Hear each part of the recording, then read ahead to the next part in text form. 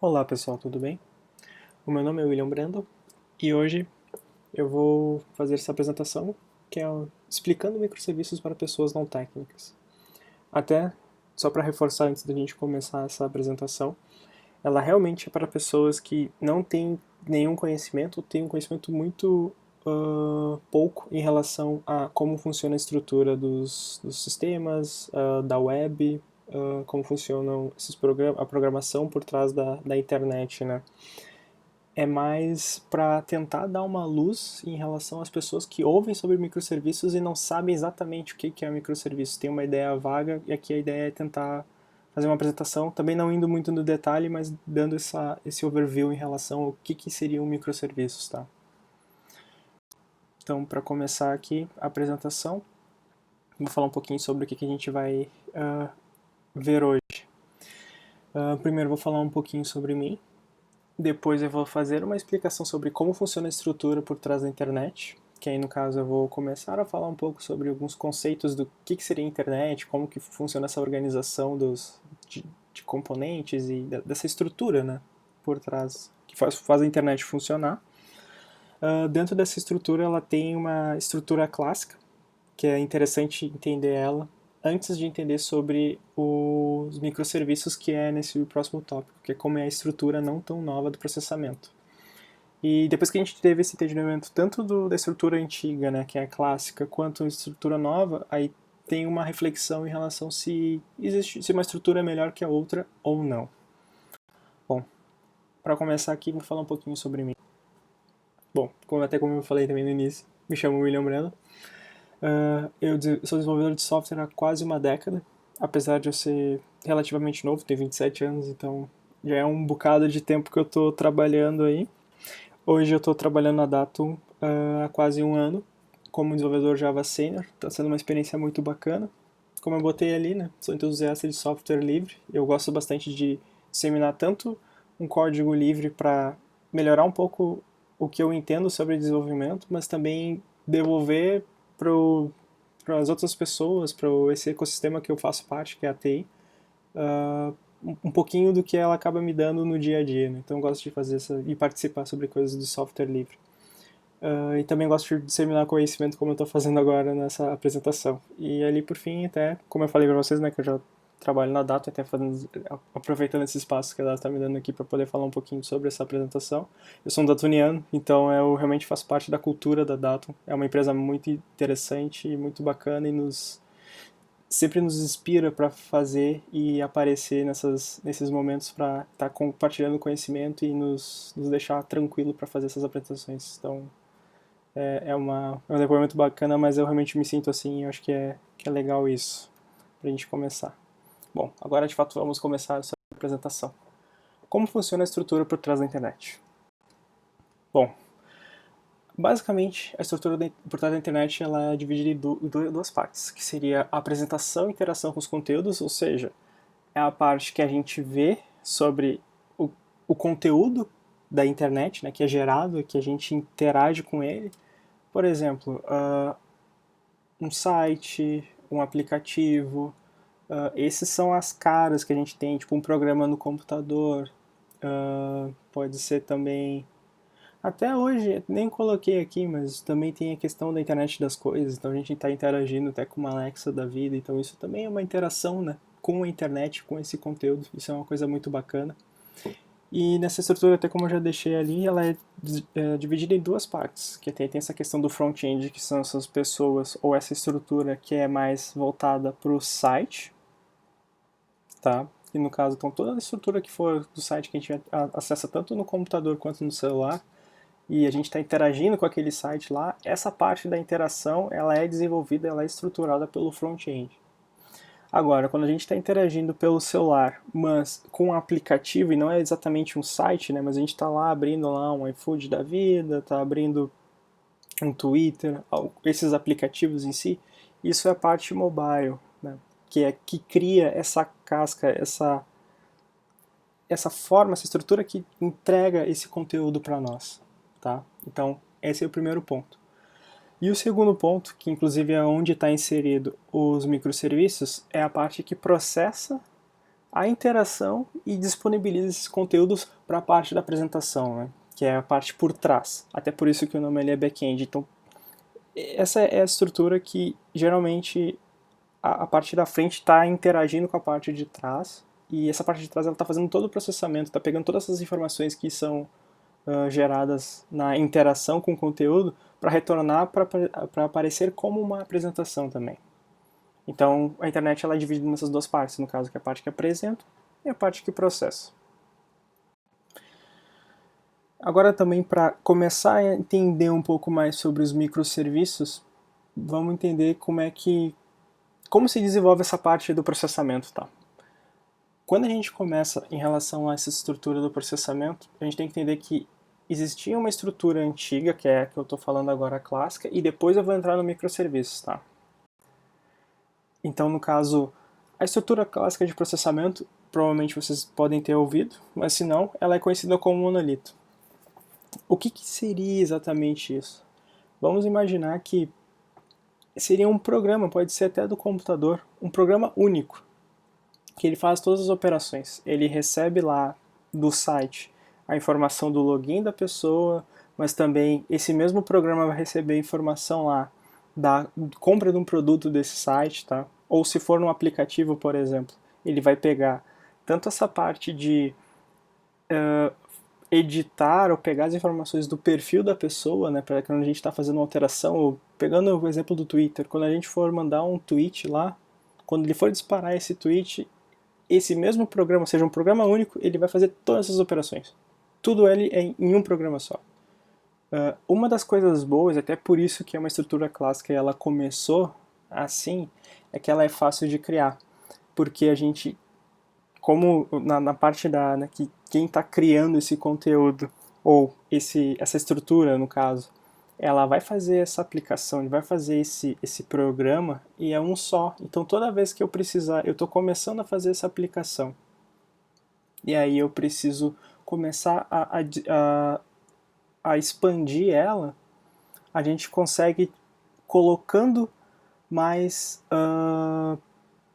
recursos dentro dela, entende? Então o que eu vou fazer? Eu vou colocar, agora eu estou trabalhando com essa minha aplicação, ela está conseguindo fazer essa parte do login e a parte do twittar, mas agora eu quero ter a parte do stories nela. Não tem problema, adiciona nela, só que ela começa a ficar inchada, entende? E o problema disso, que até tem ali outro ponto que é o difícil de manter, é que como a gente está centralizando tudo numa coisa só, quando a gente começa a tentar alterar ela, fica mais complicada, porque ela começa a ficar uma coisa mais inchada, densa, em relação a essa estrutura, entende? Então, ela fica mais complicada ao longo do tempo para se manter, porque ela começa a ficar uma coisa muito grande, ficar uma bola de neve e a gente não consegue fazer uma estrutura tão tranquila em relação a isso, tá? E também tem a questão do complicado de expandir, vai um pouco nisso, porque por mais que seja fácil a gente adicionar esses recursos nessa estrutura clássica, no caso, né, tipo nesse programa clássico, ele é complicado para a gente ganhar performance, ou por exemplo, assim, ó, nesse caso aqui, a gente teria um programa grande, só que se a gente tiver muitos acessos nesse cara, a gente vai precisar aumentar a capacidade do computador. A gente não consegue fazer de uma forma mais elástica ou mais, como usando o jargão da área, mais distribuída essa distribuição da carga. Então a gente não consegue expandir esse cara. A gente precisa sempre ter que parar essa aplicação para poder fazer a modificação e seguir para frente. Então ela tem esse problema de manutenção e de expansão. Isso realmente é um problema muito grande. Isso foi utilizado durante muito tempo, desde o início da computação até mais ou menos, acredito eu, início de 2010, por aí, um pouquinho antes talvez, porque já tinham outras empresas que começaram a trabalhar com microserviços antes mesmo de virar esse nome. Mas eles usavam essa estrutura. Inclusive até hoje utilizam essa estrutura, mas ela era utilizada antigamente, mas porque era mais fácil e era um jeito comum para se desenvolver assim, tá?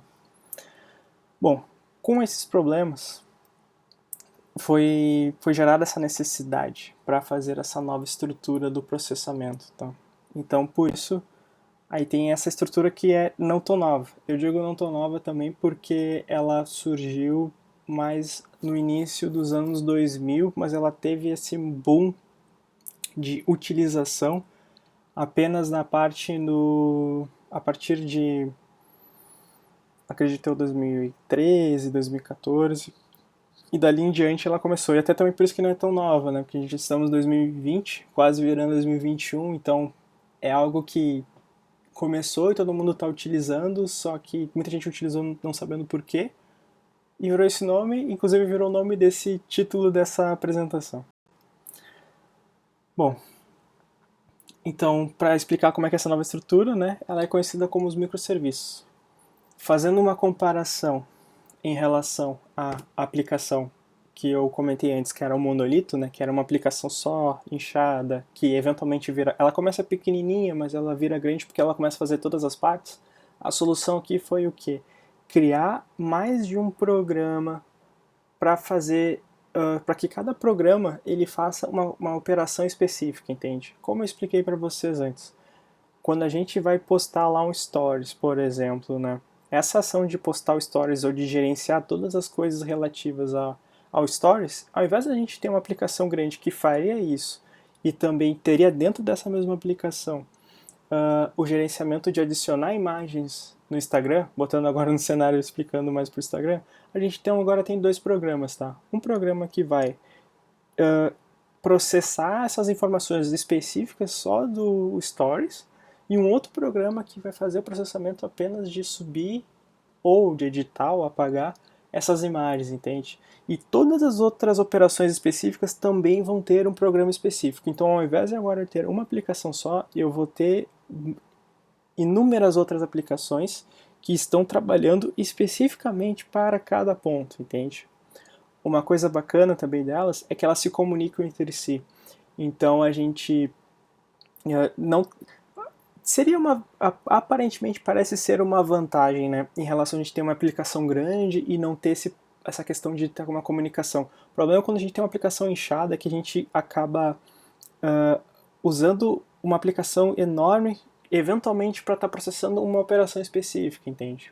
Nesse caso agora, a gente tem N programas e a gente pode, por exemplo,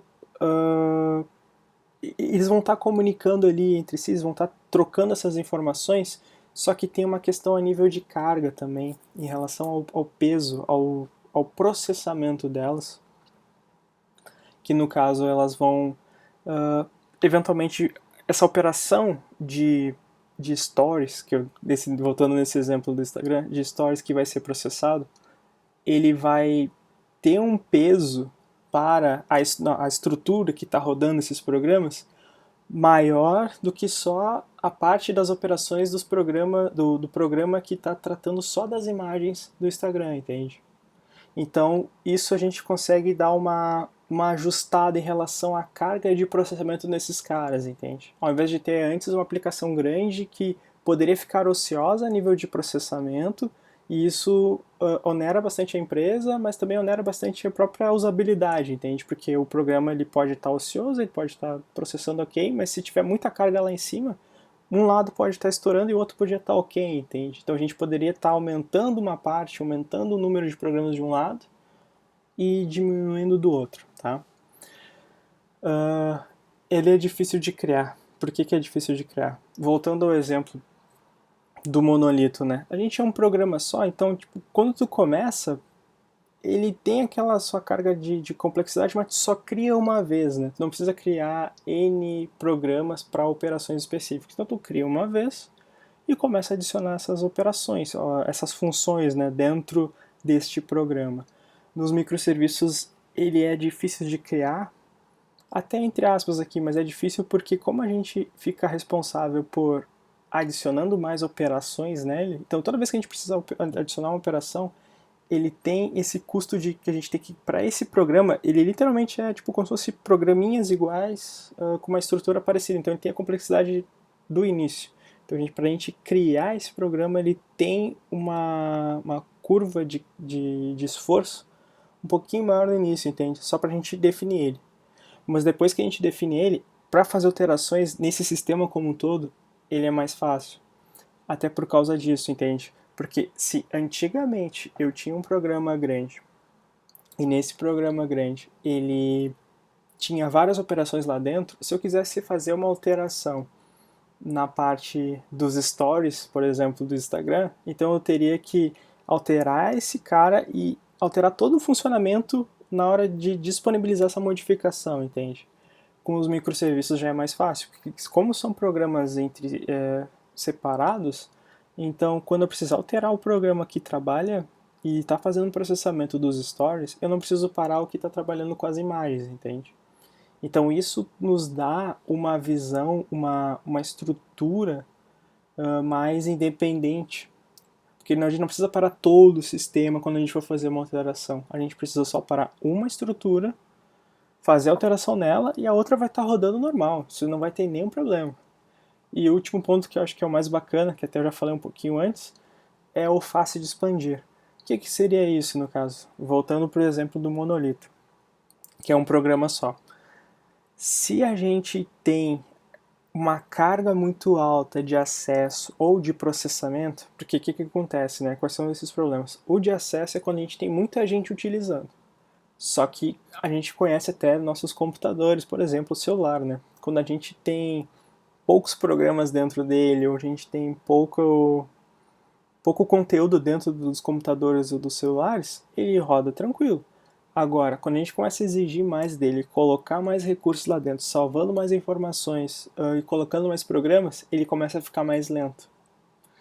E a única forma que a gente corrige isso no dia a dia é o quê? Comprando um computador novo ou comprando peças para o computador que vai fazer esse computador ficar mais rápido. No caso do celular, não tem muito como fazer assim, a gente simplesmente entre aspas, né? Vai muito da necessidade ou do momento da pessoa. Mas se compra um celular novo, se compra um celular mais potente, mais rápido. E isso é a mesma coisa com os servidores, com os programas que rodam por trás da internet para fazer processamento. Quando tem muito acesso, a gente vai gerar muito conteúdo e vai ser muito processamento em relação a isso. Então a gente precisa botar mais máquinas ou trocar essas máquinas. Quando é um monolito, um programa só, a gente não consegue fazer essa alteração de uma forma tranquila. Porque como é um programa só, a gente não consegue colocar um outro programa no lado porque ele não funciona assim, ele funciona um programa só. Então a ideia é que a gente teria que parar esse programa, ou seja, parar o nosso site para tirar esse conteúdo do nosso programa para uma outra máquina mais forte, e nisso ele teria mais robustez e teria uma máquina mais rápida e tal, ele vai aceitar mais acesso. Só que é aí que tá. Esse é um problema, porque toda vez que acontecer isso, a gente vai ter que estar fazendo essa troca, fazendo essa pausa. E isso é ruim. Isso não funciona, isso no dia a dia ele traz um problema muito grande para a operação desse programa, no caso do site ou da aplicação, enfim, o que seja, né? Agora, trazendo para a parte dos microserviços, aí fica mais tranquilo. Por quê? A gente consegue entender, por estar tudo fragmentado em vários programinhas que fazem operações específicas dos sites, ver, olha, o Stories ele tem um custo muito alto para a gente fazer essa expansão. Como que a gente vai fazer essa expansão? Pô, a gente mudou a estrutura, agora eles se comunicam entre si. E isso é uma grande vantagem em relação a isso, porque a gente pode, por exemplo, assim como essa estrutura agora ela já ficou descentralizada, a gente conseguiu fragmentar ela, então um, um, um programa ele se comunica com o outro, então ele não precisa estar com os programas funcionando todo o tempo, mas a gente pode botar mais programas do mesmo tipo, que faz a mesma operação, em mais quantidade, e isso vai dar mais poder de processamento, entende? Porque ele já está fragmentado. Se a gente coloca, por exemplo, 3 programinhas que rodam a parte do Stories, porque está precisando, a gente só adiciona lá na estrutura, porque ele já está fragmentado, já está descentralizado dessa forma, e a gente não precisa ter que parar toda a aplicação para tirar esse cara que estava fazendo o processamento anteriormente no caso do monolito, e ter que colocar numa máquina maior, entende? A gente pode colocar mais programinhas em paralelo que eles vão fazer esse processamento. Eles já são estruturados para trabalharem assim. E essa facilidade de expansão, ela é a grande pulo de mestre, a tacada mestre para fazer esse processamento, e também que é o que hoje em dia traz mais as pessoas para estarem utilizando essa forma de microserviço. Eu espero ter conseguido explicar para vocês, que acho que eu consegui fazer algumas analogias interessantes. Bom, dito isso, né, tem aquela estrutura do microserviço, que seria um programa só que faz todas as operações do site, ou da aplicação, enfim, do que seja, né, do que seja o que está processando. Ou dos microserviços, que é uma aplicação só, porém elas são com vários programinhas dentro dela, que cada programinha faz uma operação específica. Dada essa situação, existe uma estrutura melhor que a outra? Bom, primeiro a gente tem que entender que a gente precisa usar a ferramenta certa para o trabalho certo. O que quer dizer com isso? Antigamente, e por isso que começou, o monolito ele não é um problema para todo mundo, entende? Porque, até como está escrito ali, monolitos são bons para projetos simples, porque eu não preciso despender toda uma energia que é necessária para estar desenvolvendo microserviços se eu tenho uma aplicação que ela é pequena, se eu tenho uma aplicação que ela não tem tanto acesso, mas que é necessário estar lá funcionando, entende? Então a gente pode estar utilizando sim a estratégia de monolitos para projetos simples. Apesar de microserviço ser uma palavra, uma metodologia, né, um framework, uma estrutura em voga que todo mundo fala e que está na moda, né, falar e trabalhar com microserviços. Inclusive eu trabalho com microserviços, mas não é necessário em todos os casos, entende? Não é porque todo mundo está usando, ou principalmente todas as grandes empresas, ou a maior parte das grandes empresas está utilizando esse padrão, quer dizer que eu, que estou num projeto aqui menor, ou num projeto que talvez num primeiro momento não tenha tanta escala ou tanta necessidade para estar processando, fazendo todo esse processamento, tendo tantas essas operações complexas, não é necessário a gente criar essa estrutura mais robusta de desenvolvimento e da estrutura, entende?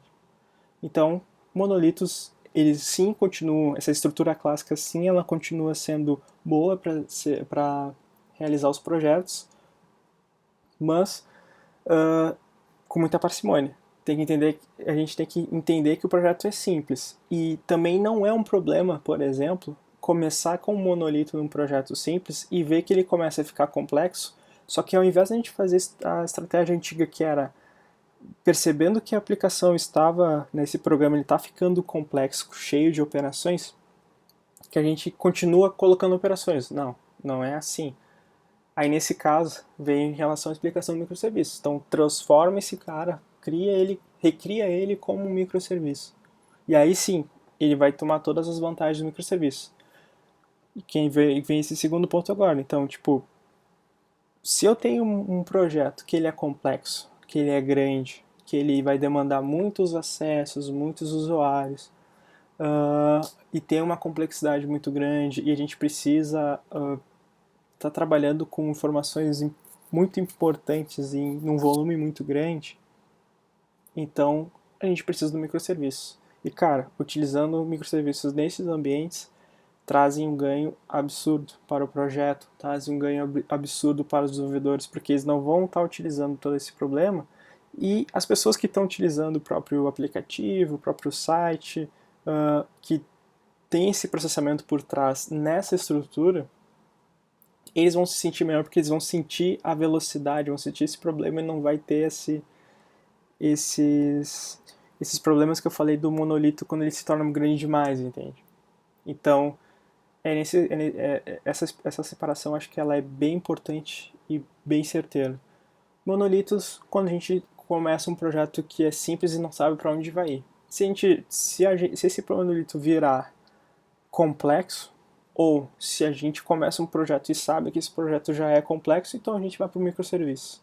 e usa essa palavra da moda, não tão nova assim, mas continua sendo da moda, porque as pessoas continuam falando do jeito certo, que é para projetos complexos. Beleza, eu acho que foi isso, tá, pessoal? Fica aqui o nosso, muito obrigado aqui. Eu fico totalmente à disposição de vocês a dúvidas em relação a essa palestra. Talvez eu tenha não explicado muito no detalhe, ou quem sabe deixei passar algum detalhezinho que alguém não tenha entendido, mas fico aqui meus contatos. Vocês podem ver ali o meu e-mail, que é o william.brendal@datum.if.br. Ou quem sabe também eu sempre fico dando uma olhadinha no meu LinkedIn. E vocês podem me adicionar lá ou mandar mensagem que eu tento responder o mais rápido possível, tá bom, pessoal? Muito obrigado aí pela atenção de vocês, pelo tempo de vocês, espero que tenham gostado. Um abraço e até mais.